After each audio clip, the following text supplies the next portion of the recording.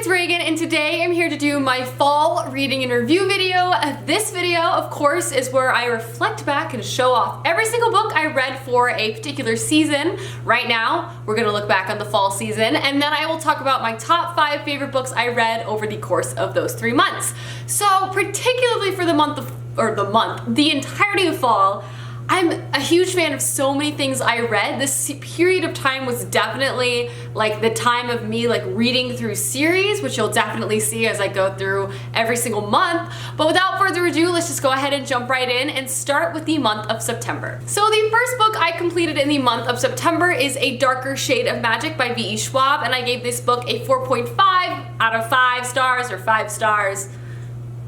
This book. And I read Tower of Dawn by Sj Kincaid, which I gave a 5 out of 5 stars to. Then I completed One Dark Throne, which I also gave a 5 out of 5 stars to. September was a good month for reading. Then I read Geekerella, which I gave a 3.5 out of 5 stars. And lastly, for the month of September, I read Sourdough by Robin Sloan, which I gave a 4 out of 5 stars to. Moving on now to the month of October, the first book I completed was An Enchantment of Ravens by Margot Rogerson, which I gave a 4.75 out of 5 stars. Next up, I read London Can You Wait by Jacqueline Middleton, which I gave a 4 out of 5 stars to. Then I read The Queen of Atolia by Megan Wong Turner, which I gave a 5 out of 5 stars to. And then I read A Gathering of Shadows by V.E. Schwab, which of course I gave a 5 out of 5 stars to. And then lastly, I read Harry Potter and the Prisoner of Azkaban, the illustrated edition, which obviously is a Harry Potter novel. I gave this 5 out of 5 stars. The illustrations in this were amazing. I loved it. Moving into the last month, the month of November, the first novel I completed was Vengeance Road by Bowman, which I gave a 3.5 out of 5 stars. Then I read its sequel, Retribution Rails by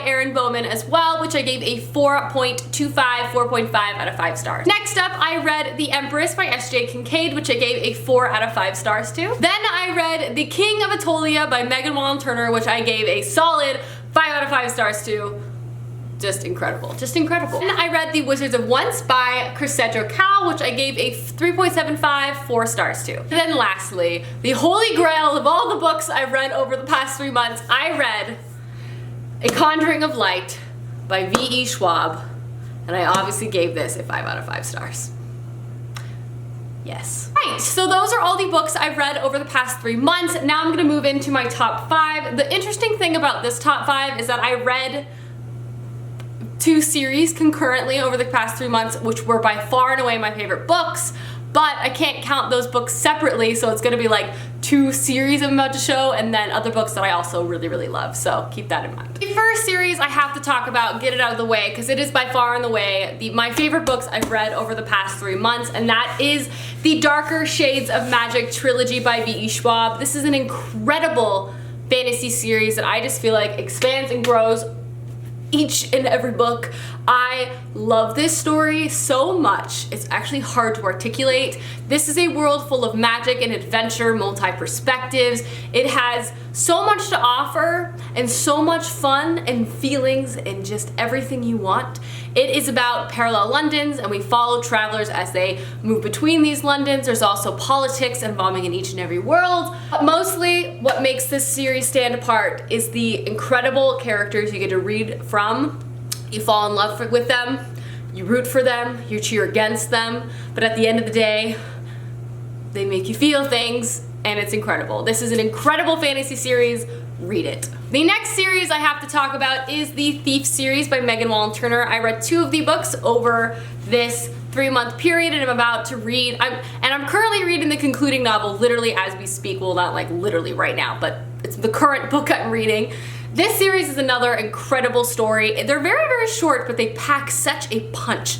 They also have amazing characters, expansive political politics. We follow a lot of different perspectives and a lot of different lands, but everything is connected in such a fantastic way. This story continues to surprise me, makes me laugh. Honestly, this series keeps me on my feet, and I'm constantly mesmerized by the characters' choices and also just like ability to think through things. I don't know. This series is amazing and also has incredible elements of like folklore and history woven through these stories.